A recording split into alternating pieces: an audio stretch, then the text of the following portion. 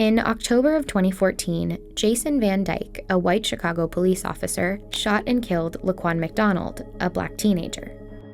A year after the shooting, the city released the graphic video that captured the incident. It shows McDonald walking down a busy roadway holding a knife. As he walks away from the officers, Van Dyke shoots him 16 times. The response to the release of the footage was swift and widespread. Chicago residents protested, the police chief was fired, the state's attorney was voted out. A Justice Department investigation unearthed a pattern of excessive deadly force and racial bias among Chicago police officers. And for the first time in more than 30 years, a Chicago police officer faced murder charges. While police officers who end up in court often prefer a judge to hear their case, Van Dyke opted for a jury. But here's the thing about that jury. It didn't look like the population of Cook County, where the shooting took place. In a county where almost a quarter of people are black, there was only one black juror. When it comes to the justice system in America, race has always been part of the equation. So what happens when a jury of peers doesn't actually look like our peers? A good citizen will perform basic civic duties. Your duty to serve on the jury goes with your right to trial by jury. Here's how jury selection works. First, prospective jurors are picked for duty out of a large pool, usually a list of registered voters or licensed drivers. Then comes a process called voir dire, or to speak the truth. Prospective jurors are questioned by lawyers on both sides. They're looking for bias. Like in this scene in The Devil's Advocate, where a lawyer is trying to gauge the jury for bias against bankers. Do you think as a juror, you would be able to set aside any prior opinion you might hold about the savings and loan industry? If a lawyer has reason to believe a juror will be biased, they can ask the judge to dismiss the juror with cause.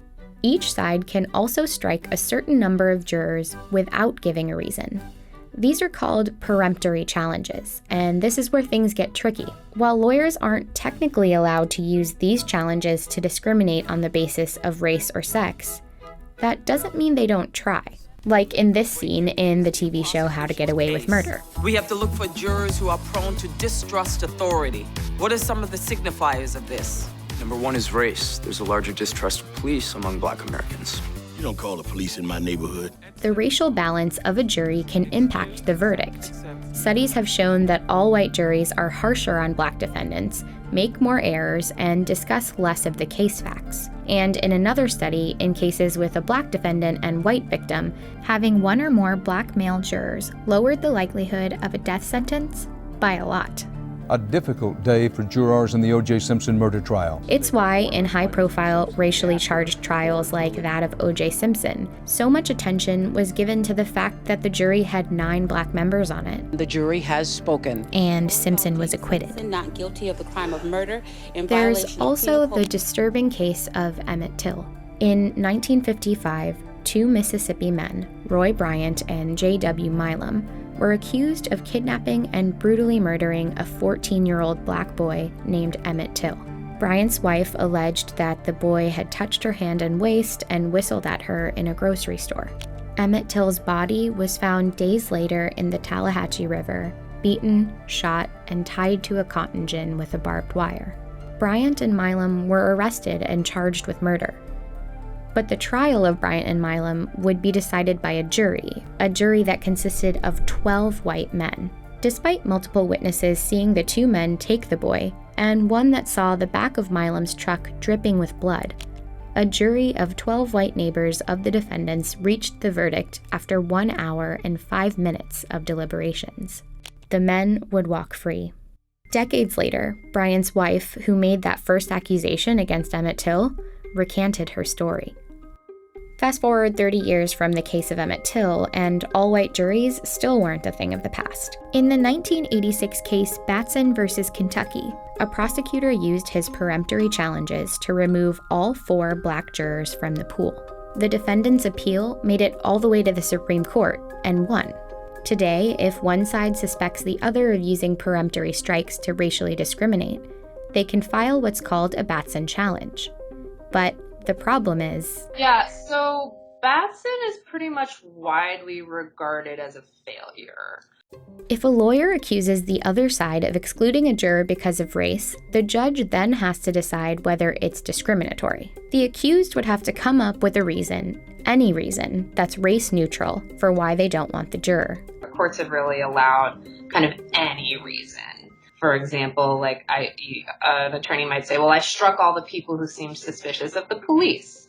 And so that would on its face be racially neutral, but it still kind of allows for that disproportionate impact. You can see that in this leaked 1987 training video in which attorney Jack McMahon explains how to exclude Black people and get away with it. There's the blacks from the low-income areas are less likely to convict. And as a result, you don't want those people on your jury. Batson versus Kentucky, I'm sure you've all become aware of that. The best way to avoid any problems with it is to protect yourself. When you do have a black juror, you question them at length, and on this little sheet that you have, mark something down that you can articulate. Say, well, the woman had a kid about the same age as the defendant, and I thought she'd be sympathetic to him, or she's unemployed, and I just don't like unemployed people because I find they're not too stable. This kind of strategy has led to a pattern of excluding Black jurors across the country. In North Carolina, between 1990 and 2010, prosecutors struck Black jurors 2.5 times as often as non-Black jurors. Another report found half of all juries that delivered death sentences in Houston County, Alabama, between 2005 and 2009 were all white. The other half had a single Black juror, even though the county is 27% Black. And Ann Eisenberg did a study that showed the prosecution struck 35% of Black jurors in South Carolina who made it through the voir dire process, compared to 12% of white jurors. I asked a colleague of mine when I finished this study, I said, okay, I've shown this, what of it now? There's so much evidence. And he said, yeah, proving that racial discrimination affects jury selection is like proving that the sun rises. But there might be signs of change. In the case of Jason Van Dyke, the Chicago police officer who shot Laquan McDonald, a majority white jury convicted him of murder. It was Chicago's first murder conviction of a police officer in 50 years.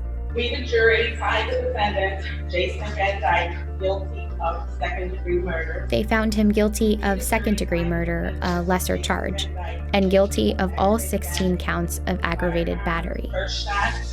One for each shot at Laquan McDonald. We, the jury, find the defendant, Jason Van Dyke, guilty of aggravated battery with a firearm, 16 shots. Thanks for watching. There's a lot I couldn't fit into the video, like how do we fix the problem of racial discrimination in jury selection? Over the years, lawyers have suggested solutions, like choosing from a bigger jury pool of underrepresented people that aren't on voter registration lists or driver's license lists, or getting rid of peremptory challenges altogether. It's a complicated problem to solve, but there are procedural tweaks that could make the system a lot more fair.